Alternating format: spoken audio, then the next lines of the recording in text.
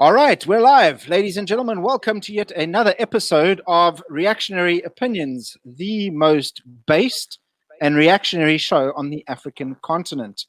Boy, oh boy, do we have a show for you this evening. We have none other than the great, can I call you great? I guess I can call you great, whatever. The fantastic, marvelous Scott Tungay. Am I saying that right? Tungay or Tungay? Yeah, thank you. Tungay is good. Tungay, there we go. Ladies and gentlemen, Scott Tungay. He's Scott, actually, we actually saw Scott first on Willem Petz's show, who, interestingly enough, we had last week on our show. And, everything that Scott said kind of resonated with us. Scott's a guy that stands very, very strongly behind his Christian values, and is not afraid to say and to preach preach the gospel, and to preach a gospel of victory and power and masculinity and all these good things that Reactionary Opinions stands for. And I was just intrigued by Scott, and a guy that's brave enough to start talking about these things like we are, because it's not easy to go up in front of a crowd and to show your face and to talk to people and to speak about these difficult things. It's really a difficult thing to do. Anyway, let's jump right into the show. Scott, I think where we can start with this is, first of all, why don't you sort of tell us who you are, how you became, how you got your ideas, and who's this guy, and why should we listen to this Scott Tungay guy? No, thank you, gentlemen, for having me on, and thanks for the kind words, Scott. Yeah, man. I think I had a very normal freedom baby upbringing in South Africa, Mr. Rainbow Nation, and I went to public school, government school my whole way through. I was, very much a what's the word I'm looking for? Like just a Mr. Rainbow Nation. I believed in the project. I was 100% a socialist, because I believed that, with a lot of socialists, you believe that a small elite gets to govern for the good of the majority. And I believe that I was that small elite. My British roots were very strong in that sense of maybe the aristocratic upbringing, of the wealthy landowner who thinks, that I'm going to do good for my people, noblesse oblige, all the good motivations that you think are behind your ideology. So very much a socialist growing up. I remember in high school history class writing a lot of my essays were about how South Africa should annex the SADC bloc, and how we should, run basically a federation, a socialist federation of Southern Africa. I, of course, being the mastermind behind all of this. And once I got out of high school, I remember being very upset when white people would leave the country. It's like, guys, you're betraying us. Like, how could you leave this amazing place? And I was just super, super offended and over that. And then at the same time, the country just continued to fail and degrade and go on its doom loop down. And, this optimism, I feel like South Africa is one of the most optimistic, the liberal South African is one of the most optimistic people, but optimistic in a very naive way. That meme of that dog sitting in the flames saying, "This is fine." That was me. And you make all these excuses, and hey guys, if we just pull together, and unity, and all this stuff. And of course you start drifting from socialism into libertarianism when you realize that you are not part of the elite. I was never going to be part of the ANC. Yeah, I was never going to become part of the ANC elite. I was the wrong color. And I obviously couldn't speak the language, so my delusions of grandeur were stunted. And so, of course, you shift from socialism into libertarianism, because that's the way to protect yourself from the uncontrollables. Is, well, if I can't control the SADC bloc, if I can't control South Africa, then I've got to at least be able to retreat to my cabin in the woods and defend myself from everyone who won't do what I'm telling them to do. So I became a rampant libertarian. That's when I really started reading your guys' mates as well, Russell Lamberti. I started reading a lot of his economic stuff. I started getting into Rand Paul's stuff, and really going hard after the libertarian vibe. And I feel a lot of young white Christian guys are stuck in that camp of libertarianism. It's kind of like the only thing that makes sense, because you don't want to be called a racist. You also don't want to control other people and tell them what to do. And so the best thing you can think about is just, well, I'm just going to disengage from society. And so I didn't know it at the time, but there's a really good quote that says, libertarianism is to men what feminism is to women. In other words, it removes you and inverts you from your God-intended purpose. So feminism takes women and it puts them into a masculine role. Libertarianism takes men and puts them into a feminine, passive role from society. And it's just like, when you look at it that way, you're like, yeah, it's so obvious. But when you're in it, you're like, no, bro, this is the only way to survive. So I ended up going to America for a little backpacking trip down the East Coast. And I just fell in love with their history, their Anglo heritage, the Puritans and the Pilgrims and the Founding Fathers and the Great Awakening, and just immersing myself in this Anglo heritage. And there's a great quote from Alexis de Tocqueville. He was a French revolutionary, and he wrote about the Americans in 1830. He said, "America is the Englishman left to himself." And I was like, it like hit the bell of my British heritage and my love for my Anglophile love.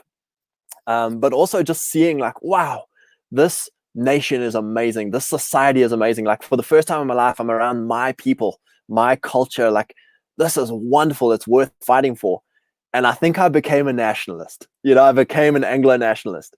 And so I came back to South Africa with this, like, just my worldview destroyed of libertarianism, and really started going down this rabbit hole of Christian nationalism.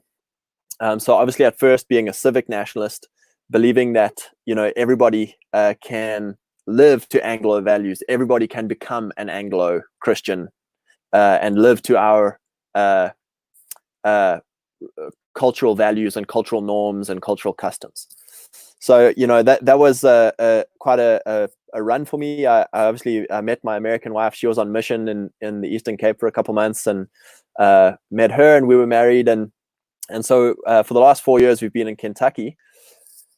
And I started reading Kentucky's greatest author, Wendell Berry, who is a blood and soil agrarian localist, if you want to call it that.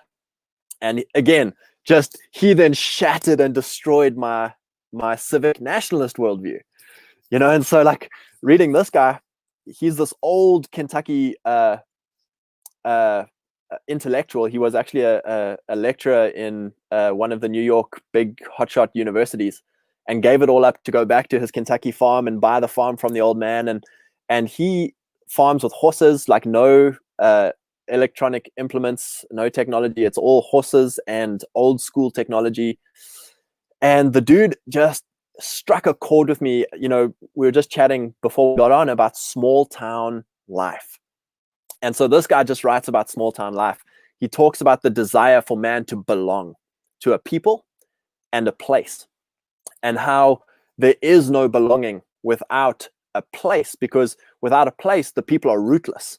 And that's what we have with globalism, is this rootless, urbanized masses that just go where the money is and go where the comfort is. And so I just started like realizing, like, whoa, like, I can't become a Zulu nationalist. Like, the culture is different. I can't become a Xhosa nationalist. I can't become an Indian nationalist. I can't become an Israeli nationalist. I can't become, we'd be adjacent. We're an adjacent culture to the Afrikaner nationalist or the German nationalist, because we're both a Protestant European culture. But I realized, oh my gosh, like, blood and soil, your people, your heritage, who your grandfather was, who your grandfather's grandfather was, are all very important things, because I can't become what is not in my lineage to become. And so what Wendell Berry started really hitting on was a respect, a veneration for your heritage, for who your heritage was. So if you're a German, like, you need to figure out why Germans have a stereotype. If you're a Jew, you need to start figuring out why Jews have a stereotype. If you're an Indian, you need to start figuring out why Indians have a stereotype. And myself as an Anglo, you know, why do I love order? Why do I love exploration? Why do I love adventure? You know, like, why do I have a sweet mustache? Like, it's Britishness. Like, I love my Britishness. Like, you know, everything that is British, the ideals, the iconography, the everything about Britishness is just, I'm in love with it because it is my blood. It's who I am. You know, so I really became one of my real, just to end it and let you guys chat, I've rambled for a while, but one of my biggest catchphrases that I really love is nationalism for every tribe and tongue. So for me, like, I'm pumped if you're a Zulu nationalist. I'm pumped if you're an Israeli nationalist. I'm pumped if you're a German nationalist, because that means we're brothers. I'm not trying to control you. You're not trying to control me. This is true diversity. You know, true diversity is Germans being German, Japanese being Japanese, and we can go visit each other's countries and be like, wow, so this is a Japanese village. Wow, this is a Zulu village. Instead, you go over to America, which is a diverse, multicultural, globalist strip mall, and it's like every little town is a Walmart, a McDonald's, and a gas station. And it's destroyed the diversity of what once was a really beautiful culture. And so for me, you know, I've really come to this place now of being, you know, it's a taboo word, but I'm an ethno-nationalist. I believe that a people group has a right to stay as a people group and to be peaceful and trade with each other and you know, have invited guests. As long as we honor each other, there's no problem there. You know, but you say that word and immediately everyone's like, oh, Hitler, or, you know, whatever the stereotypes of that thing are. But I look at South Africa and I'm like, South Africa is an empire that has many ethnicities, many cultures that are forced into this battle for the one ring to rule them all. And it's like, guys, we'd get along so much better if we weren't trying to rule over each other. If I wasn't trying to meddle in your life and you weren't trying to meddle in my life, you know. So that's where I am now politically. I call myself a biblical agrarian nationalist. You know, so biblical in my faith, agrarian in my economics, and nationalist in my politics. Yeah, that's good. So I think Dylan wants to mention something, but before we go there, talking about nationalism, Mr. Patriarch just actually released a cool video on nationalism. To those listening, go and check it out. Sorry, I was so rude. I was just so excited to get on to Scott over here that I didn't even say, how's it going, Mr. Patriarch and Russell the Based, Sir Russell the Based. You need to change that, Russell. It has to be Sir Russell the Based, sir. But yeah, I think Dylan made a really cool video on nationalism that you guys should go and check out. But yeah, I mean that whole speech that you just gave now, Scott, that resonates with me because myself, Dylan, and I don't know, Russell's just always been based, but myself and Dylan kind of went through a similar sort of transition in our awakening and so on. But I know that Dylan has a question that he wanted to ask you as well. So I'll let him sort of take over from there. D-Dog. Yeah. So I was just going to say it's just sort of more of an observation. So are you? So you said you lived in the U.S. for several years, and then I assume you came back to South Africa at this point? Yeah. So we try to make a thing of it where we come back every winter to visit my family, and this winter we got stuck with our dear Panic. Okay, gotcha. So you did basically the reverse of what I did. Yeah, exactly. So yeah, I married a local, and then you married an American, and okay, cool. Yeah. Okay, so I'm just thinking here. It's kind of an observation on what you were talking about with nationalism. So I think it's kind of a nationalism, historically speaking, as I sort of understand it, appears in different forms. So in sort of the video that Scott was talking about, I was sort of examining the Anglo-Dutch sort of American version of nationalism, which is very sort of honestly rooted in Protestant Christianity, where the people see themselves as the people of the book, like we are the new Israel, and if we sort of go by God's laws, we'll sort of receive blessings and whatnot. And then you also have the slightly the more potentially problematic sort of continental style nationalism, where it almost serves as like a surrogate religion in like post-Christian societies, sort of what you saw in France and whatnot. I think nationalism today in the South African context and in the third world, you see nationalism be used as a because traditionally the left was sort of always against nationalism because they saw it as a barrier between worker solidarity, but they'll use it tactically for purposes of undermining Western civilization, essentially. So, but I think what you're talking about is sort of the sort of more holistic idea of that, yes, people are different and that there is maybe place in our society for a certain amount of outsiders and we can sort of interact with each other. And I really do think, because it's funny, historically speaking, in the continental Europe, you have nation states, right? So the state is vastly, representative of the nation. So you have like 90%, 95% up of a specific ethnic group. But what makes South Africa a little difficult is that, like you were saying, we have all these different, it's not just race, it's ethnicity, right? It's language, it's custom. I mean, Zulus aren't the same as Xhosas, for example. So we're in this situation now where we have just all these different competing power groups, different visions of what South Africa should look like, and sort of trying to find the right balance for how we can mediate these disputes in a way that allows for freedom, flourishing, while at the same time, not stepping on each other's toes seems to be sort of the problem for me right now. So I don't think necessarily that it's exactly plausible to expect South Africa to be, like, we're going to have a vote and, we want Brackenfell to be its own, city state or anything like that.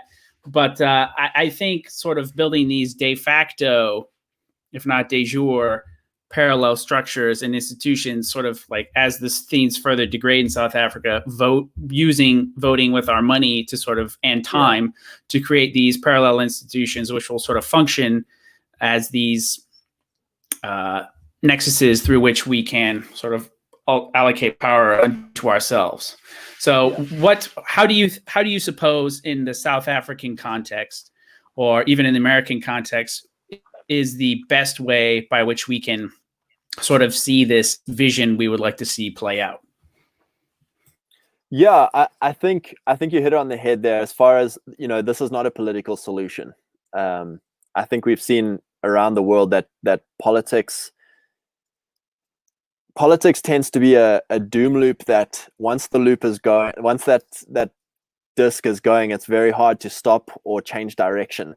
And so, that's why I'm very much admiring an admirer of the Jews, the Greeks, and the Indians.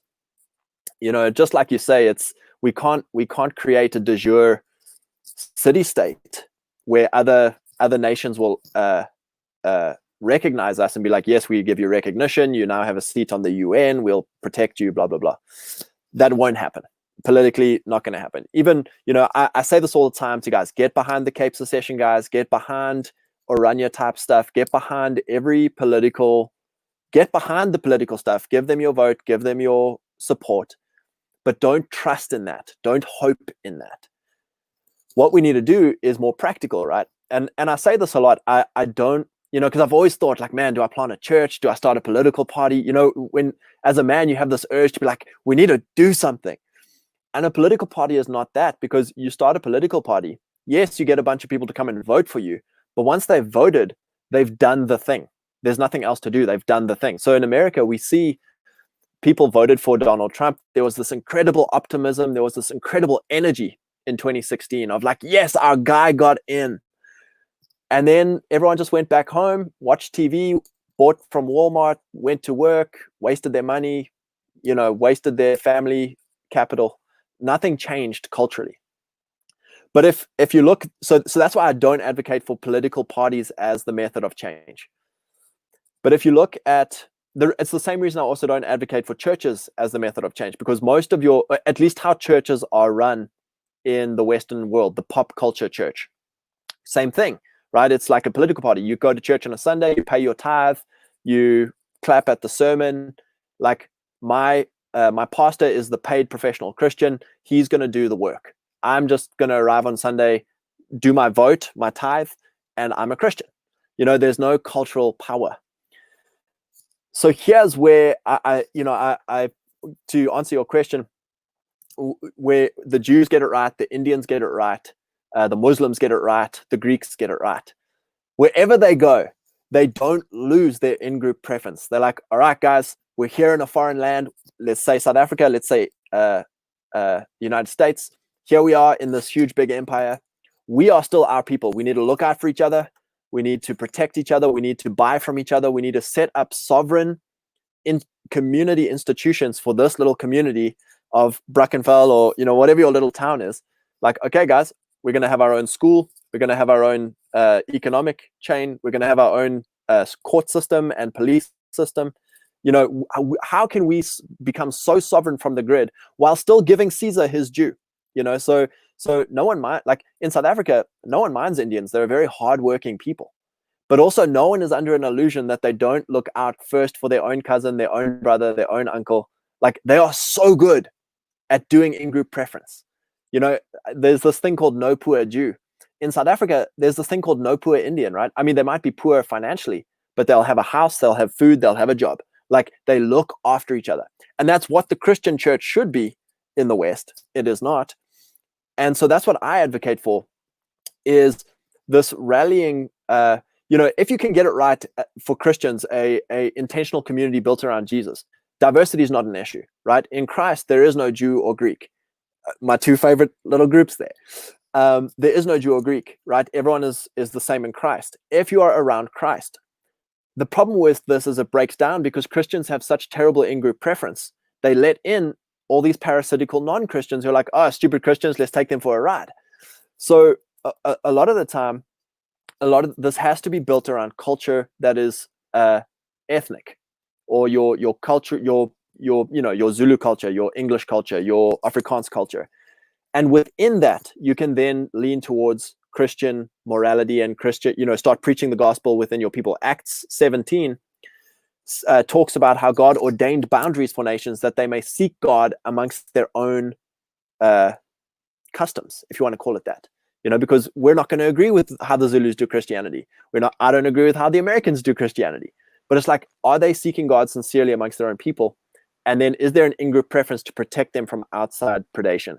So that's a very long answer to your question there, but we've got to copy the Indians, we've got to copy the Jews. That's what I think sovereignty comes down to in a crumbling empire. How do we keep afloat as the empire sinks below the surface? Yeah, Scott, I think that's bang on. It's something that we often talk about in South Africa, is that South Africa is not a nation state; it's actually a state of nations. Okay, yeah, and the idea that, and it's interesting that you say that, Christian communities always let in these bad elements and stuff, which kind of made me think of early sort of missionary work. The early missionaries, what they would do is they would go into communities and preach within those communities to try and convert those communities, but never try and sort of mix communities together, kind of thing. It was just sort of ministering to communities to try and convert those communities to Christianity, and then convert separate communities instead of trying to sort of group everyone together, kind of thing. And that's what I love about that, Scott, is one of my favorite books. Like, man, it changed my life. One of the biography of James Hudson Taylor. He was a missionary to China in the 1800s, And he just, phenomenal man. He understood the principle of, to the Greeks I became Greek, to the Jew I became Jew.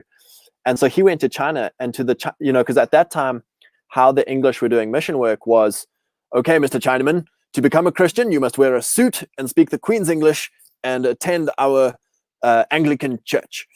And, that was how mission work, and still how mission work happens today amongst the Western churches. But Hudson Taylor, he tried this for a year or two, and he was like, this is not working. So he learned Chinese, he dressed like a Chinaman, he grew his hair like a Chinaman, he adopted Chinese culture and custom, and he left the coastal cities and went far inland where no one had ever seen a white man before. And he started preaching the gospel to the Chinaman, that the Chinaman he became a Chinaman to the Chinese, that the Chinaman would be saved. He didn't try to change their culture, he didn't try to change their customs. And so the way I look at that is with Paul.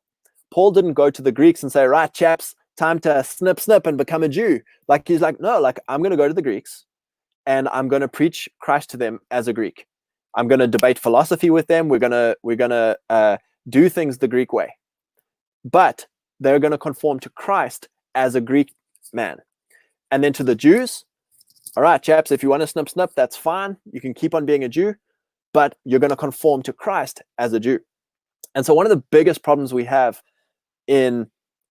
especially in South Africa, is that we have this very Western ideal of what Christianity looks like. And we literally are still in the 1800s of, all right, chaps, suits up, Sunday at the Anglican church, and you're a Christian. Even amongst the Western guys, because now with the Western guys, it's like, I don't have to be a moral man. I don't have to adopt cultural dominance strategies because I've ticked my box on a Sunday.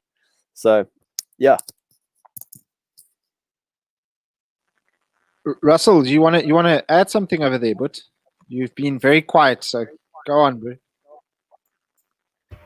Yeah, I've only been quiet because I've been listening, man, so attentively. Yeah, one of the interesting things that you mentioned about your Anglophile, your love of the Anglophile nationalism and that sort of thing. And one thing that really upsets me about myself, about being an Anglophile myself, and living through all these years of my life, basically, I ended up in Africa. There was an Anglo community once. It was called Rhodesia. That was stolen by the British, or given away by the British forcibly. Hold down the river. Yeah, no, look, I mean, the thing is, at every point, it's almost like the Anglophile regions are a victim of their own empire. In that this universalism, I hate universalism in every aspect. I don't believe you can unite. It's basically universalism is the new Tower of Babel. It's like that. And the problem is in that even here in South Africa, we've kind of, because of our Anglo influence and this liberal ideas that have come through it, they've infected even a lot of the African intellectuals with this nonsense. All right. We go back to the 1950s, 60s. An African sort of tribal leader in those days, the idea that everybody could mix together under one sort of idea and that sort of thing was completely obscene to them. 50, 60 years ago. Go to places, go to your Indunas and your chieftains and all that sort of thing, and actually you would have found that these guys would be a Xhosa or a Zulu chief or tribal leader or Induna would have been completely said, no. We don't believe that. And the problem is that, we've kind of infected Africa with our nonsense as well. Exactly. and it's quite it's quite annoying. And even in South Africa, I mean, the thing is, we're supposed to have 11 official languages. We're supposed to constitutionally and Bill of Rights wise promote mother tongue instruction in schools and that sort of thing. But the government of the day is blatantly enforcing English as the de facto official language. And it's wiping out, because they also, it's quite interesting. I mean, the thing is, the ANC is an internationalist organization, just like the EFF, just like the Democratic Alliance. They're all internationalists. They've all got this internationalist viewpoint, this universal internationalist viewpoint. So I'm 100% on board with you when you say you cannot vote this into these sort of institutions and cultures and that sort of thing. The work's got to be done on the ground. You cannot, once you start trying to go the political route, it almost unravels. You need to actually grassroots wise build where you're at. So I'm in full agreement with you that people need to start showing. Basically, you got to reject. It's not so much I would say, don't promote nationalism. Reject universalism. It sounds better. Yeah. It sounds safer. So when somebody says, so instead of shouting nationalism, shout no more universalism, no more universalism. That's no more internationalism. All these, all those sorts of things. They're all kind of interconnected. And the most effective way to do it, yes, you can play the political game. Give your political support where politics plays a role. Politics is only one small part of it. Exactly. But what you said, the real stuff that will last the longest, that will stand the test of time, are the parallel societies and communities and educational institutions, and where you can actually preserve and live out parallel societies. And if so be the government of the day takes exception to these parallel societies, then we can at least say we were not the aggressors. Yeah. And that's the important thing as well with globalism. Like, I like your analogy with how the British Empire sold out Rhodesia, and any empire. There's a philosophical or political law. I'm trying to think of the chap's name, but his law is basically that any institution that is not created on an inherently right-wing set of principles will always drift leftward. And that was Robert Conquest. Say it again. You just broke up there.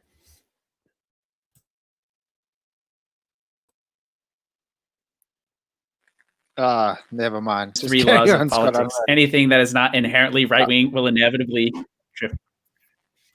That's the one. Sorry, man. No, but that's it. So that's what happened with the British Empire, right? And that's why with the Rhodesians, I've been reading a lot of Ian Smith's autobiography, which has been phenomenal. But one of the things it says in there is that Anglos in Africa tend to be more British than the Anglos in England, because all we have are the founding ideals. All we have are the founding heroes. All we have is the founding mythology.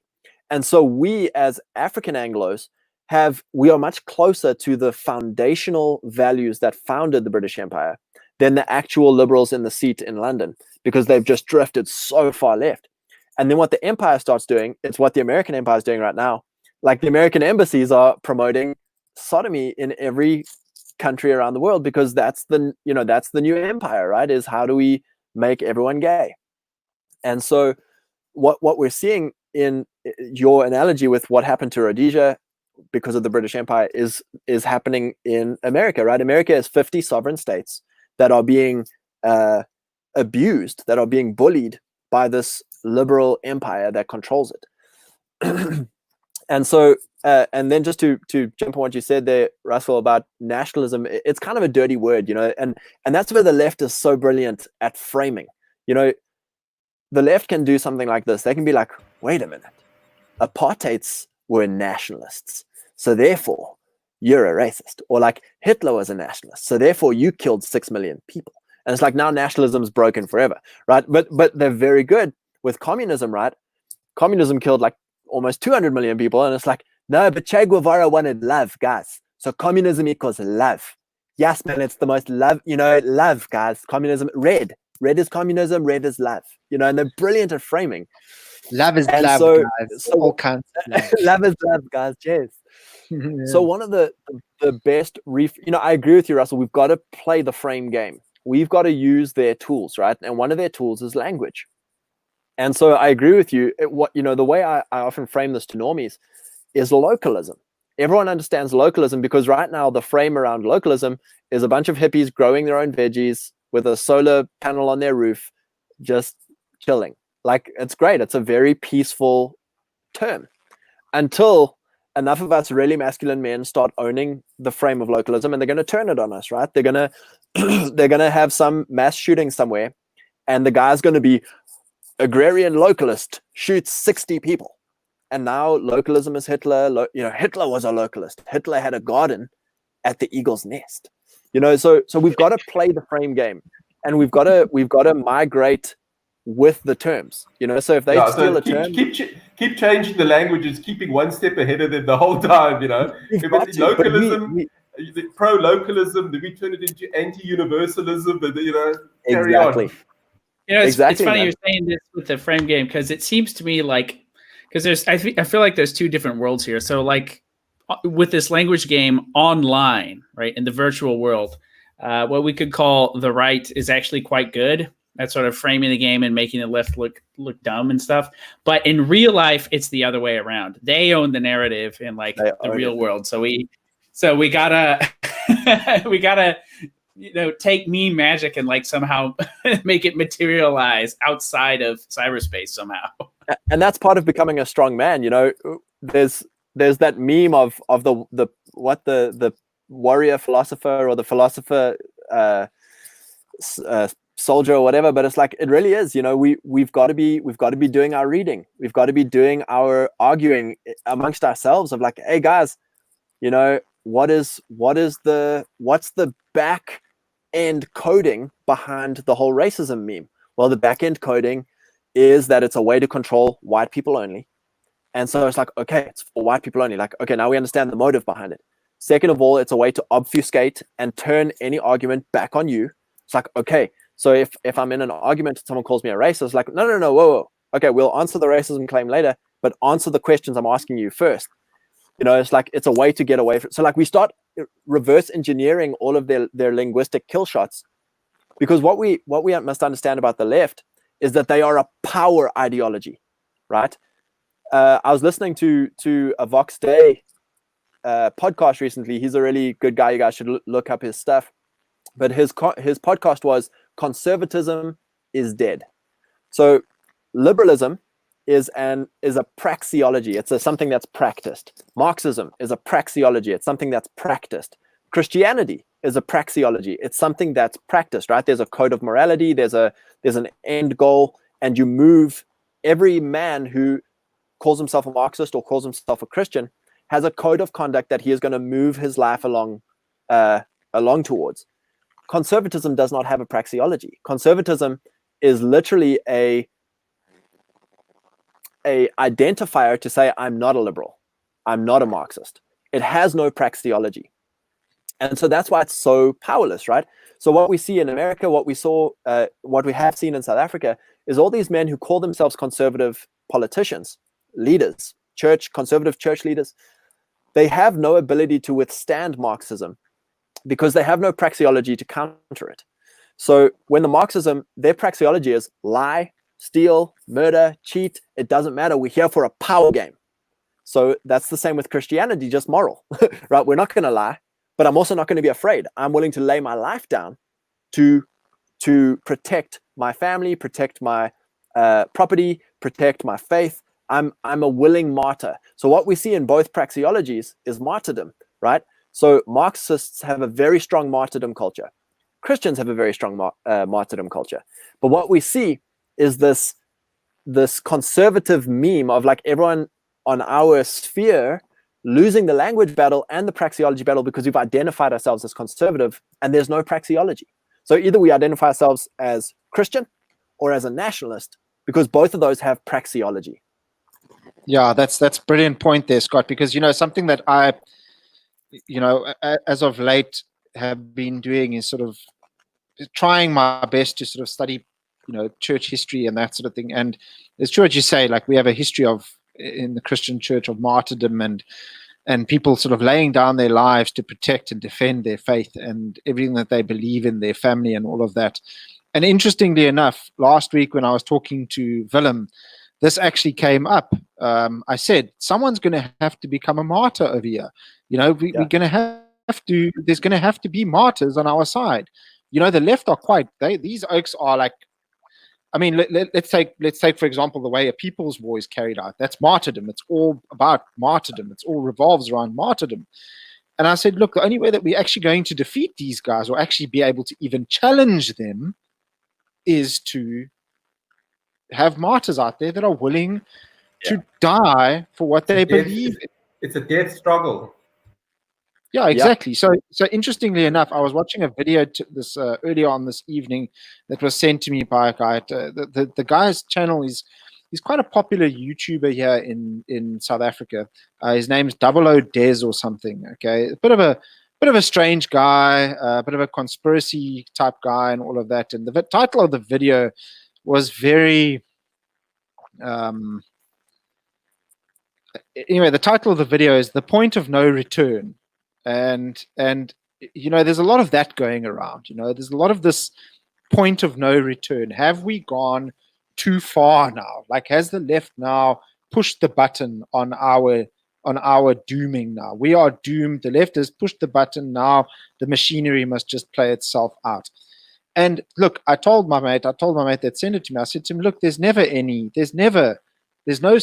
such thing as there's never such thing as no point of or a point of no return. Okay, and he asked me, he's like, well, what are you going to do if they take all your belongings and they put you in prison and all? I said, well, guess what? I'll probably die. Okay, and this is the reality. Okay, I'm not going to kill myself. I said I'll probably die, but I'll go down fighting, and I'll go down fighting for what it is that I believe in. And I think that takes people aback when you talk like that, and when you say to them, listen, I'm serious about this. These people are going to have to now stand up and be fearless, because look, the reality sorry, just one more thing as well. The reality of it is that we don't have anything to fear as Christians. We don't have anything to fear. Why should we have anything to fear? So why are we as Christians and church leaders and ministers and missionaries and all of these people doing God's work, why are we afraid? Why are we scared? This is the whole point. It's the fear of man, Scott. You know, you've hit it on the head. Sorry, go for it, Russell. I just wanted to kind of add on what from a personal experience, this whole lockdown and of the last like 3 or 4 months. It's the first time in my 15 odd years of being a Christian that I've actually doubted my fellow believers, that we were on the same team. And it actually rocked me. It shook me very, very hard that people that I worshipped with, that I shared my life with, had a completely different view on the world that I had. It absolutely shattered me. And they were, and basically, the leadership of my local church was completely leaderless. All right, they didn't have an answer to it. They basically gave no answer. They didn't want to give an answer there. I thought they were playing it safe. Playing it safe. And one guy in my church told me, no, but you're damaging the faith. You're damaging the faith of the weak of faith. You got to accommodate them. So I said, you cannot accommodate weak faith. You cannot accommodate weak faith. They must either sink or swim. That's the way it works. I'm not going to accommodate weak faith. You either get stronger or you die. This is not playing games anymore. We're not at that stage of the world. At this stage, we're not in that era where we can play games anymore. And this is what I have. Look, like I say, look, guys, I basically said to them, look, the friends that I've gotten, they're actually coming over to my view. They are. But I said, call me when you actually want to actually do something, and then I'll when you have come to your senses, give me a call. I'll wait. And it actually it had a major impact on my faith. I took a lot of heat. I took a lot of heat from basically I even got contacted by the leader of the whole apostolic church mission, whatever that leads our church. He leads churches of 5,000-10,000 people. He even contacted me and said, hey, cool it a bit, you're damaging people's faith. And I was like, what? You know? Depart from me. I never knew you. You know, Russell, bro, I mean, the thing is, I felt like somebody. I felt like I know they didn't mean it. I know they thought they were doing well. All right, I don't. This isn't a resentment talking here. This is not a resentment. It's disappointment. But I mean, it's such an intense disappointment. I thought I was stabbed in the back. Yeah. You know what I mean? It's like kind of like okay, it's kind of like being in the First World War trenches, and the whistle goes, and you're the only one that's going over the top, and everyone else is staying in their trench. You know what I mean? You know, it's like, okay, we're going. What the? You know? Am I the only one here? I just got shot in the back. Yeah, geez. You know, I mean, that's enough. If we all go over the top together, we've got a chance. You know what I mean? Exactly. Yeah, man. I think we're in a sifting time, Russell. I think the church is being sifted. I think that we've been in such good times that whole 4 square meme of good times create weak men. Good times have allowed weak Christians and weak Christian leadership. And my wife and I talk about this often, but there's 2 options in Christianity. One is to be popular, the other is to be powerful, but both are mutually exclusive. So to be a powerful Christian, it means it's John the Baptist treatment, it's the Jesus treatment. People want to kill you. People want you to get the heck out of my church because you're bad for optics, you're bad for new guys, you're bad for money, you're bad for publicity. Get out. And if not, we're going to assassinate your character. We're going to dox you. We're going to get you fired. So being a powerful Christian is a hard walk. It's a hard line to walk. All right. Being a popular Christian, on the other hand, is how can I be popular to the culture? How can I get as many likes, as many bums in seats, as many tithers, as many likes and reshares and all of that? How can I become a popular person? And basically, celebrity culture is popular Christianity. What we're seeing is the sifting of the church, because as we go into hard times, it's the whole that shifting to the left, that law of like, you guys sold yourselves out. You sold yourselves down the street for money, for popularity, for comfort. It's uncomfortable to say, wait a sec, guys, I'm not wearing a mask because I believe in healing. Wait a sec, guys, I'm not wearing a mask because, maybe this is a propaganda thing. Let's do some research. Wait a sec, guys, I don't believe in Black Lives Matter political movement because, this is just a huge Marxist front for political control. Wait a sec, and so the moment you start coming out against all this stuff, you're going to be a powerful person, but you're not going to be popular. But what's happening, Russell, just to encourage you, bro, what's happening is all these people who are just watching for leadership, right? This is what happens with leadership. A lot of men are everyone's looking for a king like Jesus. Everyone's looking for a king who will wear the crown with bravery and integrity, right? So this sifting time has come. There's a line in the sand. The whistle was blown, and everyone who's watching is like, who's going to go over the top? All right. So a bunch of us have gone over the top, right? We've climbed out the trenches and we're like, all right, Lord, I'm your man. I will go forward and I'll die for you. I've got fearlessness and I've got integrity for what I've said for the last 5 years. This is the discernment track I've been going on, and I'm going over the top. What's happening is everybody in the pews is watching. First of all, is he going to die? Because if he dies, I'm not going over the top. So if he survives, awesome. And then second of all, is he going to run? Is he going to run back? Is he going to turn around and be a coward and run back? And what I believe is happening is there's this huge sifting. Is number one, a whole bunch of church leaders cowered and stayed in the trench. Number two, a whole bunch came out. I don't know if you saw the video of that one mega pastor in America crying. He had the Sunday where he talked about how we need to be racially aware, blah blah blah, and he said something wrong. And then the next day he was crying on social media, I'm so sorry, don't call me racist. And what happened was he went over the top, he got shot at, and he's like, oh crap. And he ran back. He turned back on what he proclaimed to be true. And so people are going to be leaving these churches in droves. They're going to be leaving these leaders in droves, right? There's a sifting that's happening. And there's bunches of powerful Christian men, not leaders. Like, we haven't been leading churches, we haven't been leading big organizations and institutions, but we haven't turned back. We came out firing. We came out of the top. Coronavirus is a hoax.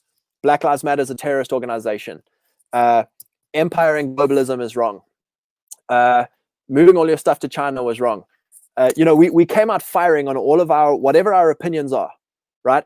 And we just carried on, like, boom, the machine gun started coming, the fire started coming from our friends, from people who we thought should have been right next to us, but we carried on going. And it's a beautiful time, because now that we've crossed the line into hard times, we're the ones who are actually out ahead. We haven't died. Like, we've proven that God is our protector, God is our promoter, God is our provider. That's why I'm very clear about being on Twitter by my real name, is because you can dox me if you want to dox me. You can come and try and kill me if you want to try and come. The devil's been trying to kill me from the day since before I was born. Do I believe that Jesus' blood is more powerful than anything the devil can throw at me? Yes, I do. This is my name. Amen, man. That's absolutely amazing, bro. So our friend over here in the comments section, John Pontes and stuff, he actually made a cool video. It says basically his video was titled "No More Christian Nice Guy." It's a good lad. He said over here, he says, "I'm all for going over the top and laying down my life, but my personal preference is that my enemy rather dies." Good man. Go JP. Yeah, yep. JP. Full on, man. Now, one of the things that you said, Scott, reminded me of something I was actually talking. I believe I mentioned this to Russell a while ago, but I said we're going through a time now where Christianity is being sort of shaken, like you said, and the chaff is being separated from the wheat and stuff, and a lot of nominal Christians are falling by the wayside. And I said, but the good thing is at the end of it, the only Christians that'll be left are going to be actually real Christians. For real. So, and that is, that's no small thing. So and in that, people will start to take true Christianity seriously again, because, the diehards will be the only people left to be the face of it, essentially. It's interesting, if you ask a military man, if you ask a military sort of a colonel or a general or a high-ranking officer, ask him a question: would you rather have 50 high-quality soldiers that you know personally and you can trust them, or would you rather have 500 that you're not too sure of? He'll say, I'd rather have 50 I'm sure of. Every time. Castro every single time. He echoed that, Russell. He said, give me 12 men who are fanatical. He said, I don't want a huge army. I don't want thousands of men. He said, give me 12 men who are not only prepared to die for their faith, but like JP said, are willing to kill for their faith, right? He said, give me 12 fanatical men and I will take over any country. And he did. He took over Cuba, right? He understood the martyrdom principle that you were talking about earlier, Scott. And it's like, and just so that you guys don't get showered on YouTube, this is official. We're not advocating for violence. We're not advocating to go out and kill people. We are peaceful men. Right. We believe in cultural, peaceful politics, peaceful building. This needs to be said so that people can't come back later and say, yes, these oaks are just wanting to murder us. So, I knew it. They're terrible. Yeah, look at these reactionaries, and they're wanting to go out and broadsword people, and no, that's not our idea. Here's where the fanaticism comes in. The fanaticism comes in with, what is a strong Christian man? A strong Christian man is one who, when you look at the MGTOW movement and the degeneracy of women and the feminism abounding, you say, no, I'm going to marry. I'm going to be a faithful man. I'm not going to look at porn. I'm not going to commit adultery. That's fanaticism in this culture, right? When it comes to money, I'm not going to go into debt. If I am in debt, I'm going to try to pay that off. I'm not going to go buy consumer crap. I'm not going to, in the American sense, I'm not going to go and shop at all these Chinese globalist Walmart stuff. Like, I'm going to keep my money local. Even in the South African sense, I'm going to buy from my neighbors. I'm going to, there's this fanatical side, the reason Jesus speaks so much about money, right, is because money is one of the first martyrdoms of our heart.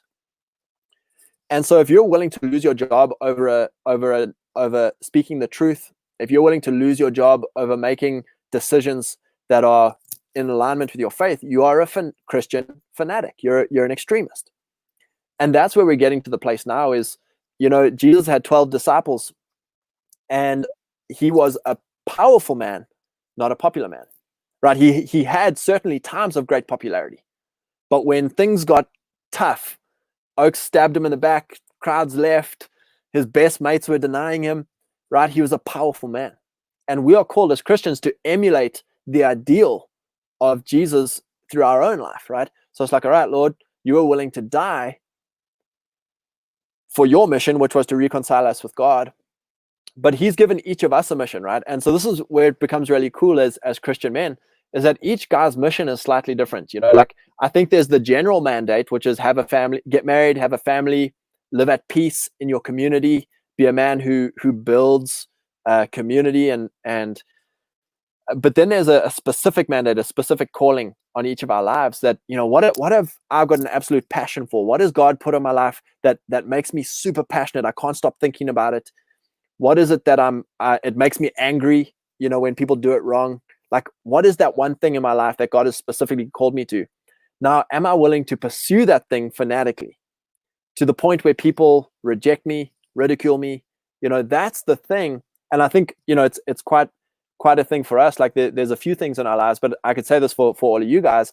It's speaking the truth online, right? Speaking the truth online is a passion for me. I'm like, wow, this makes me angry. It makes me happy. It makes me sad.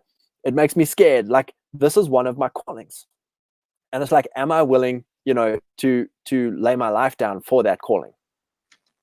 Yeah, that's interesting that you mentioned that, Scott, that, us as men, as Christian men, are called to emulate Christ and his life and all of that. And we made a video, gosh, must have been either early this year or late last year, where we spoke about patriarchy and what the Christian idea of patriarchy is. And that's exactly what the Christian idea of patriarchy is. The Christian idea of patriarchy is to be, as a man, to be willing to lay your life down for your family, for Christ, for everything that's important to you. You know what I mean? And it's interesting that was always understood as the traditional idea of patriarchy until the left started realizing that, hang on a sec, these Christian oaks are strong in that patriarchy. Okay, so now what we're going to start doing, again, the word thing, we're going to start making that word a dirty word so that people now don't want to be involved in patriarchy. So it's interesting that the whole, like, patriarchy nowadays is a bad thing, So Dylan, yeah, he's Mr. Patriarch and stuff, but the part of there's two parts to the reason why he's called Mr. Patriarch. Is one is he's an Eastern Orthodox Christian, and the second thing is that he obviously wants to try and rustle some jimmies. The manly role, the family. Yeah, exactly. And not only that, it's like what you're saying, it's retaking the word, right? So no, being a patriarch is not a bad thing. I am I am the sort of head of my household, but I'm not like a dictator or whatever. I am here to sort of protect my wife, protect my child, make sure they're taken care of, and, to try and sort of be the spiritual leader of my family. And that's all that means, at the end of the day. And that's a good thing as far as I'm concerned. And I shouldn't be afraid to call myself what I am, which is a patriarch. Exactly. And I think that's a great thing, you talk about winning the frame game, is like one of the biggest things with patriarchy is understanding the masculine and feminine roles, Exactly. So our culture, our secular culture, has the pendulum swung way into this cray feminism, where the feminine imperative is to control men, right? So us as guys who grew up in that, it's like you're taught to always defer to women, defer to their leadership, defer to their moves, defer to their preferences. Then the alternative that we're given of this is this, like, almost Muslimized, like you say, tyranny, dictatorship of women are property, right? So women are property. They're to be seen, not heard. They're sex slaves. They're kitchen slaves.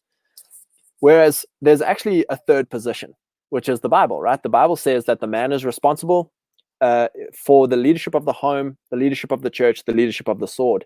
And it's like, what that means is we understand our role as the stronger vessel, right?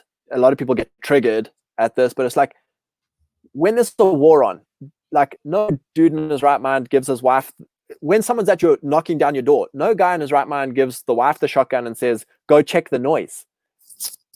Like, that for me, you know.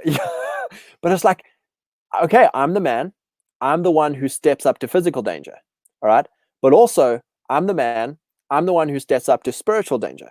And here's where we have this framing of the left, because the left are petrified. They've spent so many years of indoctrination of trying to get women into the place of authority over the man, that they are petrified of losing spiritual authority. And so what they say is, it is dangerous for the man. It's good for the man to have physical authority. Like, it's good for him to have the shotgun and protect the home and earn the money. But don't you dare let a man say that a woman isn't to lead a church, or a woman isn't to lead the household, or a woman isn't to lead the business, whatever you want to call it.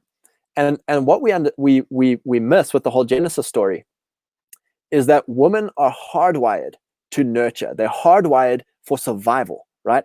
Men are hardwired for sacrifice, i.e. to kill themselves. Women are hardwired for survival, i.e. to make sure that their man and their young men, children survive, right? So survival is all about fairness. How do I make sure everybody gets food? Survival is all about, how do I make sure everyone is nice to each other? How do we make sure we don't get kicked out the group? So you bring that feminine energy, which is beautiful. It's wonderful. And you make it the leader of a church. Well, now that church is concerned about fairness, equality. Like, how do we make sure everyone is nice? How do we make sure? And then they end up phoning Russell on the phone and be like, Russell, you bloody bigot. Yes, man. You know, and it's like, whereas the masculine imperative is like, whoa, guys, there's parasites in our church. There's a guy leading youth who's sleeping with all the young girls. We need to go and castrate that guy. Like, that's the masculine imperative, you know? And so here's the third position. The third position is one flesh, right? The masculine who protects and leads, and the feminine that nurtures and makes sure that there's survival. But you can't have the feminine dominating the masculine, and you can't have the masculine treating the feminine as property. It's a one flesh, but the man is in authority. He answers to God. And just as like you were saying, using the archetype of the Holy Trinity and whatever. So yeah, God is in authority, but he's not a tyrant, right? And so it should be also in the household as well. You know, the man's in authority, but he should not be the tyrant. And yeah, I think that's an excellent way you put it. Yeah, I think Scott, I think, you know, it's interesting that you talk like that, because saying things like, you know, in general, I think nowadays the status quo is that, you know, women are equal to men, and all these sort of things. And, you know, the idea that the way they twist it is they try and make it sound like the man is more powerful, or has more power over the woman, and they try to. It's true what you say, that there's no sort of third position. It's either one or the other in people's minds, and that's interesting the way that you put that, because I've noticed that so clearly. Because if I say to someone, look, I'm the head of my house, okay. I'm there to protect my wife and make sure things are looked after, and so on, okay? But my wife is also there to nurture, look after the kids, blah, blah, blah, blah, blah. They'll call me a bigot. They'll say, oh, you're just an old-fashioned prude, you know? And it's 1950s called. They want their sex. Interesting thing, Scott. That video that Scott was talking about, that we made about patriarchy, we haven't made it. If you look down in our videos, a content we made some last year sometime. Essentially, what we were saying in that video was that true patriarchy is only a Western Christian idea. It doesn't exist anywhere else. Because look at, although people through a secular mindset, you would think that African culture is patriarchal, right? But it's actually not. All right, it's actually not in the Western Christian sense. because the idea of the husband-wife or like the husband or the man of the house laying down his life for his wife is not existent in African culture. I mean, you go to a rural Natal or Transkei or something like that, and who is doing all the work, the planting, the reaping, the looking, and all that sort of thing? It's the woman, right? Yeah. It's only the uncircumcised males that are involved in cattle rearing. After that, they do nothing. So basically, once you become a man in African culture, you sit around drinking sorghum beer all day and telling the women and kids what to do all the time. There's none of that in the Western Christian sense. So we actually said in that video, the whole thing was about, look, that's why patriarchy is such a good thing, you know, because it's only a Western or Christian, more specifically Christian patriarchy, that is true patriarchy. Even Muslims, even the idea of, even in Islam, the idea that you lay your life down for your wife is not an Islamic thing either. So that's why we actually stated in Christian patriarchy, there is no patriarchy besides Christian patriarchy, in my opinion. Yeah, it's good. Do you agree with that, Scott, or anything that you want? Yeah, I think completely I agree with that. I think one of the biggest things for me is when it comes to the masculine and the feminine, one of the things I always ask Christian ladies who are struggling with this is, do you agree that your father is your authority? So if you're a single Christian girl, do you believe that your father has authority over you? And that triggers 80% of all Western girls who have been brought up in this Western feminism, right? Like, no, I'm my own authority. And it's like, okay, like you have rejected the Father God. And then if it's a married Christian girl, it's like, do you believe that your husband has authority over you? And again, it's like, no, like we're equal partners. In fact, he supports my ministry. You know, he's my helpmeet. And it's like, okay, you've rejected the bride, being the bride of Jesus Christ. You've rejected the husband. Because what happens here, and I as a Christian, this is where a lot of men Christians get like weirded out. But it's like, as a Christian, I came to a point where I realized that as the bride of Christ, Jesus is going to protect me. He's going to provide for me, and he's going to promote me. Like the husband role, he's going to play in my life. And all I have to do is submit to him. All I have to do is do the feminine role of submit to Jesus. Now, a lot of Western women won't do that because they've been so brainwashed into be a powerful woman, be a boss babe, you know, you're equal to men. And it's like, you're not equal. The Bible never says you're equal. You know, it says, you know, where Paul says, like, there's no Jew or Greek, there's no male nor female in Christ. He's not abrogating the roles of the man's headship and of the woman's helpmeetship. You know, that is the natural fit, that if we go according to God's ways, where the man takes the headship, what does that mean? It's exactly like you're saying. It's not just we sit around drinking beer all day while the woman does all the housework. It's like, no, I am the head that drives this mission. I'm on a mission and I'm driving hard for it. I'm going to lay down my life for a mission. And I would like a helpmeet to come alongside me, and we're going to do it together. And my wife is going to share in my honor, just like us as the bride share in Christ's riches and glory. You know, it's super deep and theological, but I 100% agree with you guys.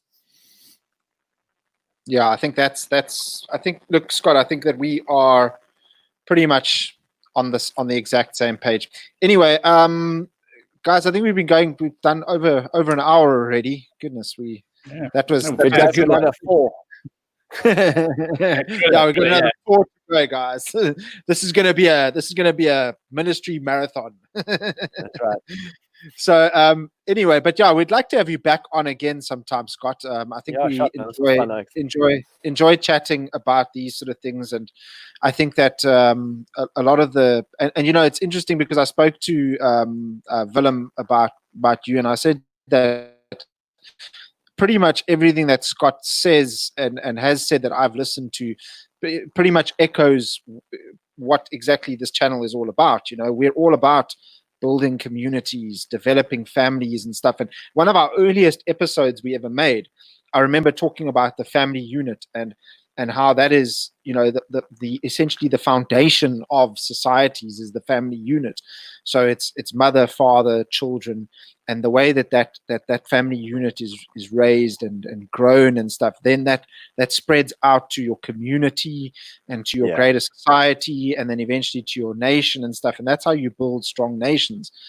And so everything that you said in those interviews that you've had and stuff sort of resonated with me, and I was like, this guy is now echoing exactly what we are saying. So I'd like for you to come on a few times on the show. It would be great to have you on. Awesome, even when you're in the US, we'll have to sort of sync the times and stuff, but it'd be great to sort of correspond with you and you to let us know how things are going in the States. But thank you so much for coming on, Scott. I think Mr. Patriarchy and Russell will say something as well. Oh, no, I was just going to echo that. Thank you very much. It's been a lot of fun. And yeah, the time flew by. I really enjoyed it. Yeah, sure. Yeah, thanks so much, Scott. Thanks so much, man. It was great chatting to you. And, it's good. You see, the thing is, one of the reasons why we need to keep speaking the truth to each other is to build each other up and to get our truth out there, so that there are people that out there that know that there are other people out there who think like them and they're not alone.